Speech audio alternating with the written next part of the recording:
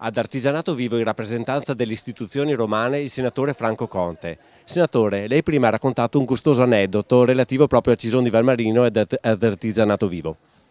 Sì, al Ministero dei Beni Culturali, parlando appunto dell'Art Bonus, questa legge che è stata approvata recentemente, io avevo detto, sono della provincia di Treviso, e il mio interlocutore, che era un funzionario del Ministero, mi dice, io di Treviso conosco Cison. Ho detto, vabbè, lo conoscerà Castelbrando di Cison? No, conosco Artigianato Vivo. Ecco, quindi credo che sia un segnale di come questa iniziativa, che da tanti anni ormai viene proposta a questo territorio, abbia trovato una risonanza che va a livello nazionale e sicuramente anche oltre i confini. Senatore, lei è stato uno dei relatori, anche dei massimi sostenitori della legge dell'Art Bonus, che a Cison ha dato tanto, perché il restauro di case mariane è possibile proprio grazie a questa legge. Possiamo dire ogni tanto una legge intelligente? Io ritengo di sì. Art bonus vuol dire che qualsiasi cittadino o azienda, quindi privato cittadino o azienda, che eroga un contributo a un ente pubblico proprietario di un bene monumentale può defiscalizzare il 65%. Quindi vuol dire che se un cittadino dà 1.000 euro di contributo, di fatto il costo che lui sostiene è di 350 euro, perché 650 sono defiscalizzazione. Questo naturalmente mette molti enti pubblici nelle condizioni di poter recuperare delle strutture pubbliche che altrimenti finirebbero in decadimento. Io l'ho sostenuta perché ci credo in questa legge.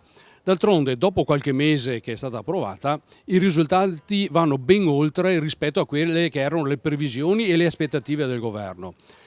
Visto che siamo a Cison, ci tengo a dire questo. Cison è un comune di dimensioni piccole, perché insomma poco più di 2000 abitanti, però è il secondo comune d'Italia per entità di finanziamenti ottenuti per una struttura di questo livello, di questa natura, di proprietà comunale. Naturalmente ci sono anche le grandi realtà, la Fenice di Venezia, l'Arena di Verona, che hanno avuto contributi superiori. Bisogna parametrare però quello che ha avuto Cison anche alle dimensioni territoriali del comune. È un buonissimo risultato. Vuol dire che ci sono in questo territorio delle imprese, delle aziende, dei privati che credono in quello che ha fatto questa amministrazione. Va a merito naturalmente dell'amministrazione, della Proloco, di tutte le persone, di tutti i volontari che mettono le proprie risorse personali, il loro lavoro a disposizione della collettività. Senatore, i prossimi giorni la vedremo qui mischiato ai 400.000 visitatori, andare a visitare gli artigiani con la moglie magari?